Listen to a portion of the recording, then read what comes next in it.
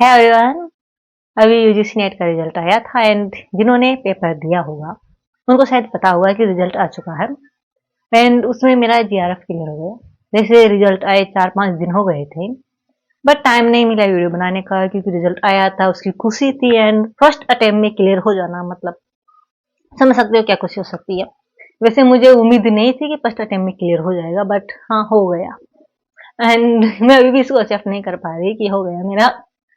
And जो मेरा score रहा है वो 214 है। मैंने इतिहास विषय से जीआरएफ क्लियर किया है। तो मेरी क्या स्ट्रेटेजी रही इसके पीछे, क्या मेरी जर्नी रही है, इसके बारे में मैं आज आपसे बात करूंगी। तो चलिए शुरू करते हैं।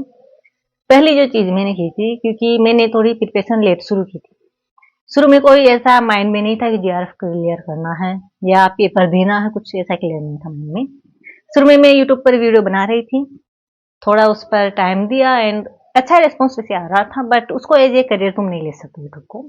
ये मुझे कुछ दिनों उस पर काम करने के बाद में पता चला। तो जैसे ही मेरा मैं प्रीवियस ईयर हुआ उसके बाद मैंने सोचा कि क्या किया जाए अब। तो कुछ दिनों तो ऐसे सोचते रहे, फिर बाद में पता चला कि मेरा अगर एमए प्रीवियस ईयर हो चुका है तो मैं यूजीसी नेट का एग्जाम दे सकती हूँ।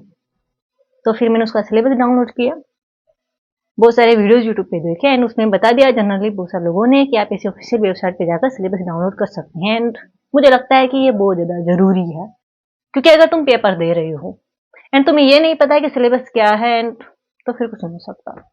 क्योंकि बहुत सारे अगर तुम यूट्यूब पर वीडियो देख रहे हो, उसकी तैयारी कर रहे हो, बट सिलेबस से एक तुम्हें गाइडलाइन मिलती है, एक तुम्हें पता चलता है कि तुम्हें क्या पढ़ना है क्या नहीं पढ़ना। तुम यूट्यूब पर उस टॉपिक पर सर्च भी कर सकते हो एंड अगर तुम्हें पता नहीं है तुम ऐसे रेंडमली सर्च करे तो तुम बहुत सारी ऐसी चीजें पढ़ लोगे जो कि इंपॉर्टेंस नहीं रखती सॉरी। एंड बहुत सारी चीजें ऐसी निगलेक्ट तुम कर सकते हो जो कि बहुत ज्यादा इंपॉर्टेंस रखती है। तो पहले मैंने सिलेबस डाउनलोड किया, उसका प्रिंट निकलवाया एंड उसके आधार पर बुक्स ऑर्डर करी।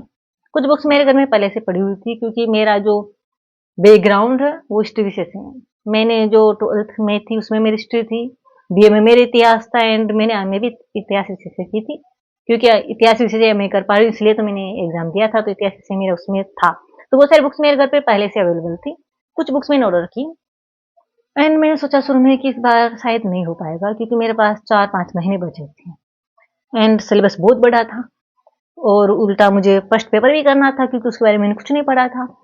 तो मैंने सोचा कि इस बार तो नहीं होगा, तो अगली बार हो जाएगा कि अगर दिसंबर में नहीं होगा तो जून तक शायद हो जाना चाहिए, क्योंकि तब तक मतलब बहुत टाइम बच जाता है ना, आप आराम से सिलेबस को कर सकते हो। तो मैंने जून को अपना टारगेट रखा, दिसंबर को इतना मैंने रख लिया कि दिसंबर तक हो गया तो अच्छी बात है, उस तक भी एक तरह से पूरा सिलेबस करने की कोशिश करेंगे। बट अगर दिसंबर तक नहीं हुआ तो जून में डेफिनेटली मैं कर लूंगी, ऐसा मुझे बिलीव हो गया था। तो मैंने जून को टारगेट समझा एंड उसके आधार पर पढ़ना शुरू कर दिया। मैंने पूरी बुक को डीप लेवल पे पढ़ा था।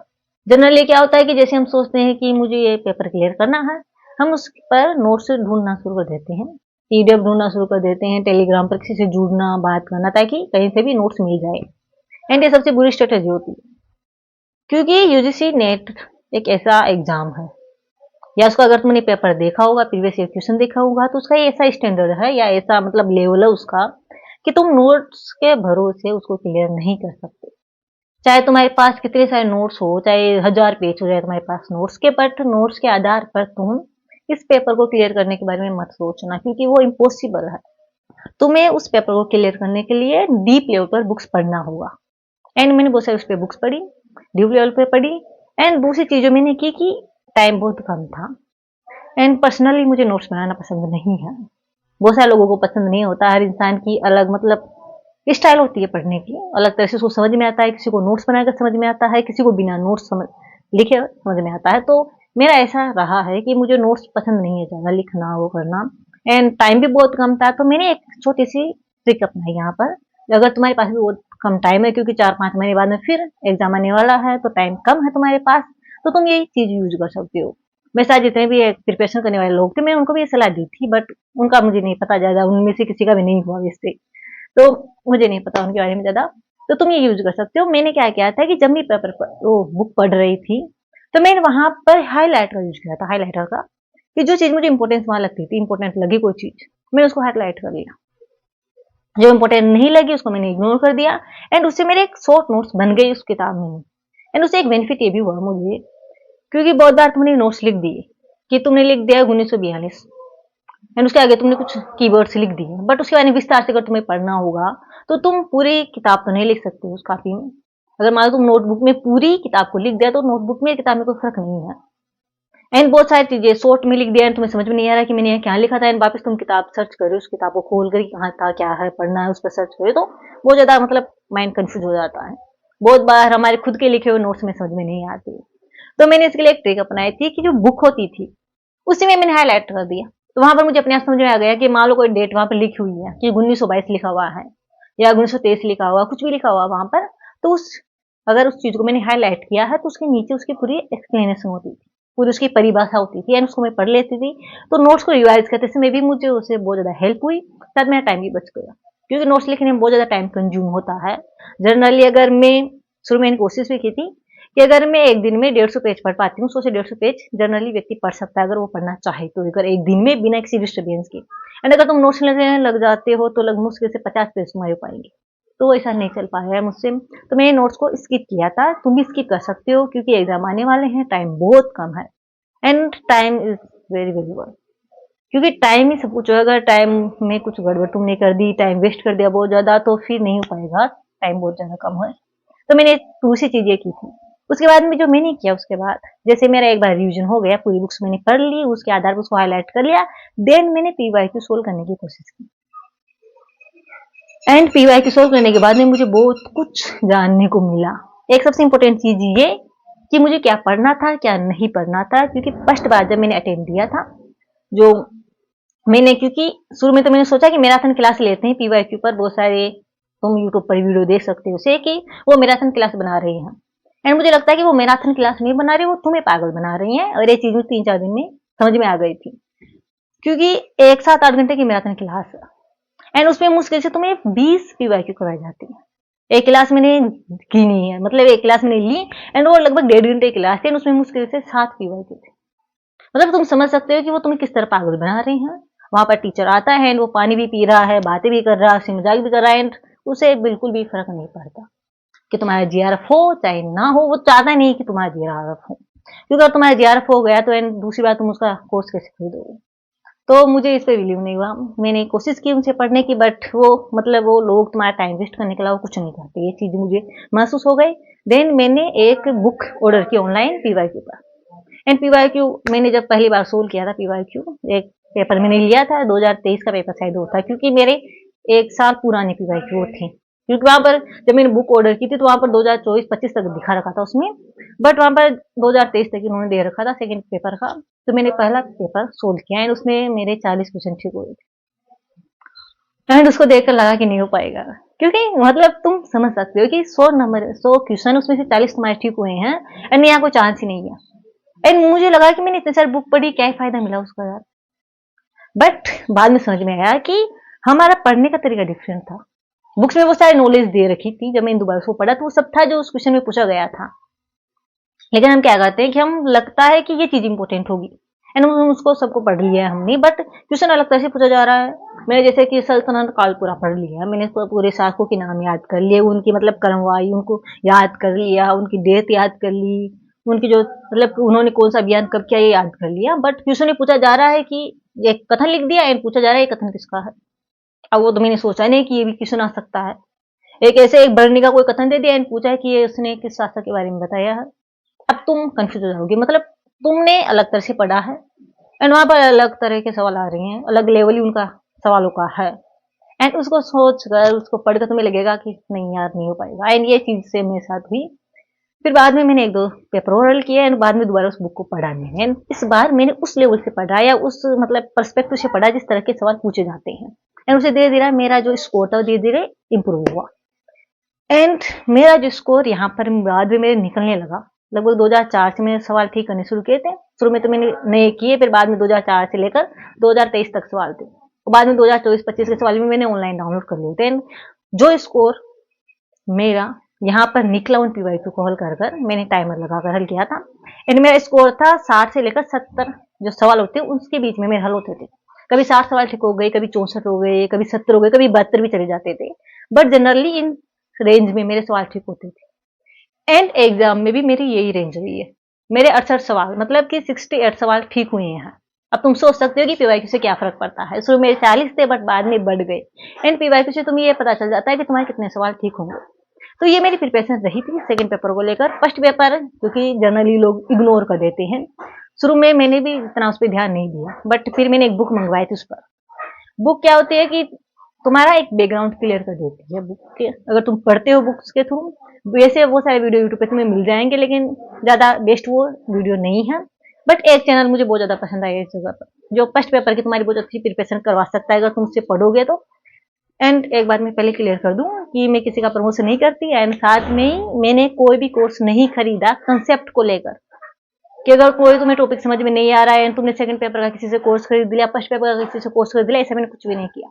मुझे बिलीव है कि अगर हिस्ट्री जैसे विषय या जो आर्ट्स से रिलेटेड जो विषय जैसे कि इतिहास है, राजनीति है, हिंदी साहित्य, ऐसे टॉपिक हैं जिनको बिना टीचर की मदद के पढ़ा जा सकता है। मतलब कि नॉर्मल लैंग्वेज है। इतिहास क्या है, हमारा अतीत है, सब कुछ कहानियों जैसा है, राजा महाराजा की कहानियां हैं। अब इसमें भी अगर तुम कोर्स खरीद रहे हो, मतलब कोई वैल्यू नहीं उस चीज की, मतलब तुम्हारे लिए तो फिर बिल्कुल गिरा हुआ है। क्योंकि जो अगर किसी टीचर की अगर अभी जरूरत भी है तो वो ऐसे टॉपिक्स में, जैसे कि मान लो तुम्हारे पास साइंस है, तुम्हारे पास मैथ है, उसको तुम समझ नहीं पा रहे हो, देन तुम्हें टीचर की जरूरत है। बट आर्ट्स एक ऐसा सब्जेक्ट होता है जिसमें टीचर की जरूरत ज्यादा नहीं पड़ती, इसलिए मैंने कोर्स नहीं खरीदा। मैं बिलीव करती थी कि मैं खुद अगर कर पाऊंगी तो कर लूंगी। अगर टीचर भी मुझे, मतलब ऐसा तो नहीं है कि टीचर मेरे दिमाग में अपने आप डाल देगा, उसने पढ़ा दिया, लेकिन पढ़ना तो मुझे ही है। एंड बहुत बार क्या होता है कि कोर्स खरीद के तुम अपना बहुत ज्यादा टाइम जाया करते हो, मतलब टाइम को बेकार बना देते हो बहुत बार। क्योंकि टीचर्स को तुम्हारे सिलेबस, तुम्हारे सिलेक्शन से, तुम्हारे जीआरएफ से ज्यादा मतलब नहीं होता, उसको अपने पैसे से मतलब होता है, जो कि तुम्हारा सिलेक्शन नहीं होने से ज्यादा मिलेगा। एक बार तुम्हारा सिलेक्शन हो गया एंड तुम चले गए, दोबारा तुम नहीं आओगे उसके पास, बट तुम्हारा सिलेक्शन नहीं हुआ एंड वो तुम्हें मोटिवेट करेगा, बार बार तुम जाओगे एंड ज्यादा पैसे दोगे। तो पर्सनली मैं कोर्स खरीदने में बिलीव नहीं करती, पर्सनली मैं मैराथन क्लास लेने में बिलीव नहीं करती। एंड मैंने एक दो दिन मैराथन क्लास लेकर ये फील कर लिया कि मैराथन क्लास में कुछ नहीं रखा। तो एक टीचर है जिनसे मैंने ऑनलाइन पढ़ा था, एंड अगर तुम फर्स्ट पेपर पे जैसे सर्च करोगे कि बेस्ट टीचर कौन सा है, यूट्यूब पर भी तुम सर्च कर सकते हो, चैट जीपीटी भी तुम सर्च कर सकते हो। एंड अगर तुम अभी नेट की तैयारी कर रहे हो अभी तक, तो तुमने सर्च किया होगा कि कौन से बेस्ट टीचर हैं। एंड उन टीचर से मैंने पढ़ाई की थी, ज्यादा वीडियो उनके नहीं थे, लगभग 15-20 मिनट के वीडियो आते हैं। मैं उनका नाम नहीं लूंगी, क्योंकि अगर तुमने सर्च किया होगा थोड़ा बहुत तो तुम्हें उनका नाम पता होगा। एंड वो रियल में मुझे बेस्ट अच्छे लगे। मैंने उनका कोर्स नहीं खरीदा, वादी ऐसा नहीं था कि मैंने उनका कोर्स खरीदा, मैंने बिना उनके कोर्स खरीदे उनके जो वीडियोस थे उन्होंने वहां पर बहुत ज्यादा मटेरियल दे दिया था, उसके थ्रू पढ़ा मैंने। एंड साथ में एक बुक ली थी, नॉर्मली कोई भी तुम पब्लिकेशन की बुक ले सकते हो, बट वो बुक ज्यादा मुझे इतनी अच्छी नहीं लगी, क्योंकि उससे रिलेटेड बहुत ज्यादा सवाल नहीं आए। हाँ, थोड़ा बहुत जो हायर एजुकेशन थी और जो थोड़ा बहुत इन्वायरमेंट था उससे रिलेटेड, मतलब थोड़ी बेसिक क्लियर वो कर देता है, बट अगर करंट अफेयर से रिलेटेड सवाल आ रही है हायर एजुकेशन में, देन वो उसमें मतलब सफिशियंट नहीं है। सबसे बेस्ट चीज जो कि तुम्हारे फर्स्ट जो पेपर है उसका स्कोर बढ़ा सकती है। एंड एक चीज याद रखना, कभी भी फर्स्ट पेपर को इग्नोर मत करना, क्योंकि जो तुम्हारा स्कोर बनेगा या जो एक गेम चेंजर पेपर तुम जिसको मान सकते हो वो फर्स्ट पेपर है। क्योंकि जनरली बहुत सारे लोग फर्स्ट पेपर पर ध्यान नहीं देते। जब मैं एग्जाम देने गई थी एंड बहुत सारी लड़कियां वहां पर थी, एंड मैं उनसे पूछ रही थी कि प्रिपरेशन कैसी है, अच्छा चल रहा होगा यार, सब बढ़िया होगा, क्योंकि नॉर्मली लोग वहां पर हेल्पफुल होते हैं, तुम्हारा वहां पर बहुत सारी चीजें तुम्हें करनी पड़ती है, तुम्हारे फोटो चिपकानी पड़ती है, एंड उसमें लोग हेल्प कर देते हैं नॉर्मली। तो जब मैं उनके साथ में जा रही थी, उनको पूछ रही थी, तो उन्होंने कहा कि सेकंड पेपर तो सही है, लेकिन फर्स्ट पेपर नहीं है बिल्कुल भी सही। ज्यादातर लड़कियों ने या जो भी है वहां पर, क्योंकि सेंटर जहां पर आता है, तो अगर लड़कों का सेंटर तो लड़के आते हैं वहां पर, मेरा जहाँ सेंटर तो वहां पर लड़कियां आई थी पूरी, तो सिर्फ लड़कियां ही आई थी वहां पर। तो वहां पर बहुत सारी लड़कियों ने फर्स्ट पेपर पढ़ा ही नहीं है बिल्कुल भी, क्योंकि एक ये भी होता है कि लोग इस नेट की भी तैयारी कर रहे हैं, साथ में वो अगर किसी का नेट हो गया तो असिस्टेंट प्रोफेसर की भी तैयारी कर रहे हैं, जीआरएफ के लिए कोशिश भी कर रहे हैं, साथ में फर्स्ट ग्रेड की भी तैयारी कर रहे हैं। तो उनको लगता है कि जो सेकंड पेपर वो इंपॉर्टेंस रखता है, बट फर्स्ट पेपर को इंपॉर्टेंस नहीं रखता, तो उसको बहुत सारे लोग इग्नोर कर देते हैं। एंड जब मैं एग्जाम दे के निकल चुकी थी एंड बगल में एक लड़की बैठी हुई थी, तो मैंने उसको पूछा कि फर्स्ट पेपर कैसा गया, तो उसने कहा है कि यार फर्स्ट पेपर में तो पता नहीं क्या क्या पूछ लिया लोगों ने। तो जनरली तुम्हारे लिए एक अच्छा चांस है कि लोग फर्स्ट पेपर की तैयारी नहीं करते, तो इसको कभी इग्नोर मत करना। एंड फर्स्ट पेपर बहुत ज्यादा गेम चेंजर है। एंड उसके लिए जो बेस्ट चीज जो मुझे लगी फर्स्ट पेपर की तैयारी करते हुए, क्योंकि कोई एक ऐसी बुक तुम्हें नहीं मिल पाएगी फर्स्ट पेपर पर कि जो कि पूरा इसको कवर कर सके, बहुत ज्यादा डिफिकल्ट है। कोई ऐसा चैनल भी तुम्हें नहीं मिल पाएगा कि जो पूरा इसको कवर ले, कि अगर तुम इसको पूरे वीडियो देख ले तो तुम्हारा कवर ही हो जाएगा। जो सबसे बेस्ट है फर्स्ट पेपर को लेकर या सेकंड पेपर को लेकर, वो है पीवाईक्यू। अगर तुमने पीवाईक्यू सोल्व कर लिए 15-20 PYQ के पेपर भी अगर तुमने दे लिए उस पर, देन हो सकता है चांस, क्योंकि मैंने लगभग 25 पेपर दिए हैं PYQ के, क्योंकि लास्ट टाइम पे मैंने खरीदा था पेपर। शुरू में मुझे लगा कि मैं कर लूंगी, एंड जब फर्स्ट बार मैंने उसका एक पेपर ऑनलाइन मैंने उस पर कोर्स लिया था, PYQ का कोर्स लिया था मैंने, कंसेप्ट का कोर्स नहीं लिया। PYQ का तुम बुक भी ले सकते हो, लेकिन मुझे बुक ज़्यादा इतनी अच्छी नहीं लगी, मैंने सोचा थोड़ा कोर्स ले लेते हैं, इस पर टेस्ट सीरीज ले लेते हैं, तो मैंने एक चैनल से ली थी वो। तो जब मैंने फर्स्ट बार जो एग्ज़ाम दिया उसका, जून 2025 का एग्ज़ाम था, बहुत सारे पेपर थे उसके, तो एक पेपर मैंने दिया एंड उससे मेरे केवल 22 सवाल ठीक हुए थे, 22, एंड उसको देखकर मेरा कॉन्फिडेंस गिर गया था, एंड लास्ट के 15 दिन बचे थे मेरे पास। बट जब मैंने 15-20 पेपर देने लग गई उसके, तो बहुत सारी चीज़ें मेरी क्लियर हुई, बहुत सारा कंसेप्ट मेरा क्लियर हुआ, एंड बहुत सारी नॉलेज मुझे उससे मिली, एंड धीरे धीरे मेरा जो एवरेज बढ़ने लग गया था, एंड मेरा एवरेज हो गया था 30 से लेकर 40 के बीच वाला। एक बार 42 क्वेश्चन में ठीक हुए थे, 42, उसके अलावा वही एवरेज में रहा था, एंड एग्जाम में मेरे जो क्वेश्चन ठीक हुए हैं वो है 39 क्वेश्चन ठीक हुए थे, लगभग 78 मार्क्स मेरे आए हैं फर्स्ट पेपर में, एंड मुझे बहुत ज़्यादा खुशी मिली थी जब मैंने पहली बार एग्जाम के टाइम पर फर्स्ट पेपर देखा, एंड उसको देखकर मैं मतलब मैंने एग्जाम दिया, सब कुछ हो गया, एंड जब मैं मेरे पापा के पास आती मैंने बोला था कि फर्स्ट पेपर सबसे बेस्ट गया है मेरा, क्योंकि फर्स्ट पेपर बहुत सारे लोग प्रिपरेशन उसकी नहीं करते, एंड वो तुम्हारे लिए बहुत अच्छी चीज़ है कि बहुत सारे लोग उस पर ध्यान ही नहीं दे रहे, एंड अगर तुम उस पर थोड़ा बहुत भी ध्यान दोगे, थोड़ी बहुत PYQ उस पर सोल्व कर लोगे, चांस है कि तुम्हारे लगभग 35 से 40 क्वेश्चन ठीक हो सकते हैं, एंड उसमें तुम्हारे सिलेक्शन होने में बहुत ज़्यादा हेल्प वो कर सकता है, JRF क्लियर करने में बहुत ज़्यादा हेल्प वो कर सकता है, तो इस पर ध्यान मैंने दिया। तो यही है, बहुत सारी चीज़ें हैं वैसे तो, बट हाँ ये तुम मोटा मोटा समझ सकते हो कि ये चीज़ें तुम्हें करनी है, पूरा अपने सिलेबस का एक प्रिंट आउट निकलवाना है, जो मैंने किया था, पूरी बुक को डीप लेवल पे पढ़ना है, अगर इस बार जून में नहीं होगा तो दिसंबर में हो जाएगा, लेकिन ऐसी जल्दबाजी नहीं करनी, क्या टाइम नहीं है, जल्दी जल्दी करते हैं, कहीं से नोट्स उठा रहे हो तो उससे नहीं होगा भाई। तुम अगर बहुत सारे नोट्स पढ़ लोगे देन उससे भी नहीं होगा, क्योंकि तुम्हारा कंसेप्ट क्लियर नहीं होगा, तुम नोट्स को रट नहीं सकते, एंड इतने सारे नोट्स है यार, तुम कंप्यूटर तो नहीं बन सकते, इंसान हो तुम, कंप्यूटर मतलब इतना सारा डाटा तुम डाउनलोड ही नहीं कर सकते अपने माइंड में, और बिना कंसेप्ट के तो तुम रट ही नहीं सकते, क्योंकि जो UGC नेट का एग्जाम है वो रटने का एग्जाम है नहीं, वो समझने का है, और उसको तुम तब समझ पाओगे जब तुमने डीप लेवल की किताबों को पढ़ा होगा। एंड बहुत बार क्या होता है कि कुछ टॉपिक टफ भी हो जाते हैं, जैसे कि अगर तुम्हारे पास इतिहास है तो जो दक्षिण भारत का इतिहास रहा होगा, चोल है और या चालुक्य है, या मतलब कि कल्याणी के चालुक्य है, राष्ट्रकूट है, तो उनको समझना थोड़ा डिफिकल्ट पड़ता है, बट जब तुम बार बार पढ़ते रहते हो डीप लेवल पे किताब को पढ़ते हो, तो तुम्हारे लिए बहुत सारी चीज़ें सिंपल हो जाती है, तुम्हारे लिए वो ईजी हो जाता है, तुम्हारे लिए वो चीज़ें जान पहचान की हो जाती है, तुम्हें थोड़ा उनसे एक तरह से फेमिलियर हो जाती है उनसे। बुक्स तुम्हें फेमिलियर बनाती है, नोट्स तुम्हें फेमिलियर नहीं बनाते, नोट्स तुम्हें डरा देती हैं, तो कोशिश करना कि बुक्स पढ़ना, एंड PYQ को कभी इग्नोर मत करना, फर्स्ट पेपर को भी कभी इग्नोर मत करना, ये बहुत सारी चीज़ें हैं जो तुम्हारे पूरे एग्जाम को इफेक्ट करती हैं, तुम्हारे पूरे स्कोर को इफेक्ट करती है। PYQ तुम्हें ना केवल एग्जाम के बारे में समझाते हैं, पैटर्न के बारे में समझाते हैं, साथ तुम्हें टाइम भी बताते हैं। बहुत बार मैंने जो लोग मेरे साथ एग्जाम देने गए थे उनकी ये प्रॉब्लम रही थी कि टाइम नहीं बचा लास्ट में। तुमने भी यूट्यूब पे कुछ वीडियो देखे होंगे तो बहुत सारे जो बच्चे बोल रहे होंगे कि यार इस बार टाइम नहीं था, अगर तुम्हारे आसपास रहे होंगे या तुमने भी ये चीज फील की होगी, अगर तुमने पेपर दिया होगा कि यार टाइम नहीं था, टाइम थोड़ा कम रह गया। रियलिटी क्या है कि तुमने एक बार भी PYQ सोल्व नहीं किया, साथ टाइमर के साथ सोल्व नहीं किया। कभी भी PYQ सोल्व करो हमेशा टाइमर लगा के सोल्व करो, फर्स्ट बार भी कर रहे हो ना, चाहे टाइम कम रह जाएगा बट टाइमर होना चाहिए तुम्हारे पास, उससे तुम्हें अपने आप को गाइड करने का मौका मिलता है, अपने आप को मैनेज करने का मौका मिलता है कि किस सवाल को कितना टाइम देना है, किस सवाल को कितना टाइम नहीं देना, कौन सा सवाल कब सोल्व करना है, कौन सा सवाल कब सोल्व नहीं करना, तो उससे एक पूरी गाइडेंस तुम्हें मिलता है।